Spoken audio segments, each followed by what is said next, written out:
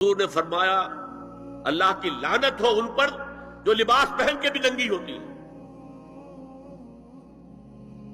باریک اتنا لباس ہے یا چست اتنا لباس ہے، ڈھیلا ڈھالا ہونا چاہیے، نبیز ہونا چاہیے۔ لباس کے اندر یہ دو حصے جو ہیں وہ لازم ہیں۔ اور پھر سینے پر، اب ظاہر بات ہے کرتا پہنا ہوا ہے، ڈھیلا ڈھالا ہے، پھر بھی یہ سینے کے ابھار تو ظاہر ہو جائیں گے۔ ان پر ایک اضافی اوڑھنی سر پر سے لے کر اور اپنے اس گریبان کے اوپر بکل مار لینا، تاکہ یہ جو نسوانی حسن کا دوسرا مظہر ہے، پہلا چہرہ سب سے بڑا چہرہ۔ اب جو لوگ کہتے ہیں چہرے کا پردہ نہیں ہے، تو خدا کے بندو پھر پردے کی ضرورت کیا ہے؟ نسوانی حسن اگر اس میں اٹریکشن ہے، وہ کہاں ہوتا ہے سب سے بڑھ کر؟ مظہر اول کون سا ہے نسوانی حسن کا؟ چہرہ ہی تو ہے۔ اب میں ذرا شرم کے ساتھ کہہ رہا ہوں، لیکن یہ اپنی شاعری کے کچھ الفاظ آپ کو سنا رہا ہوں۔ یہ لب لعلین کہاں ہوتے ہیں؟ چہرے پر ہوتے ہیں یا کہیں اور ہوتے ہیں؟ یہ عارض گلگوں یہ کہاں ہوتے ہیں؟ چہرے پر ہوتے ہیں یا کمر میں لگے ہوتے ہیں؟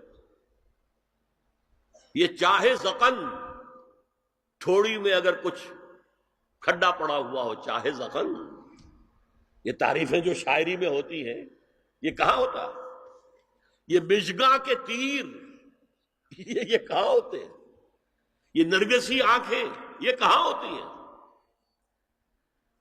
اور ستواں ناک یہ کہاں ہوتی ہے؟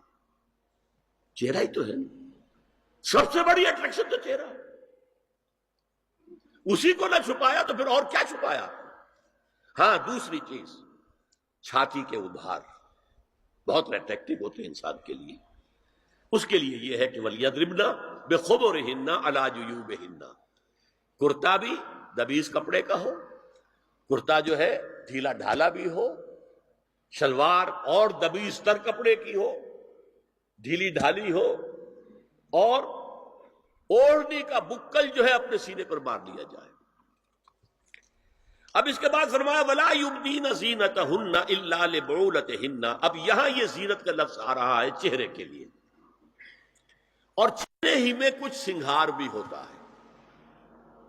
کچھ سرما لگایا ہوا ہے، فرض کیجئے کسی اور طرح کا کوئی زیور پہنا ہوا ہے، گلے میں پڑا ہے، کانوں میں بندے ہیں، وغیرہ وغیرہ، یہ زینت چہرہ، اور اس کے ساتھ کوئی بناؤ سنگھار کا معاملہ، جس کی کہ حضور صلی اللہ علیہ وسلم نے تلقین کی ہے۔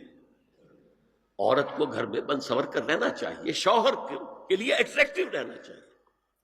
خاص طور پر شوہر جب آنے والا ہے شام کو دفتر سے، اس وقت عورت جو ہے بن سور کر رہے ہیں، اس لیے کہ اصل مقصد کیا ہے؟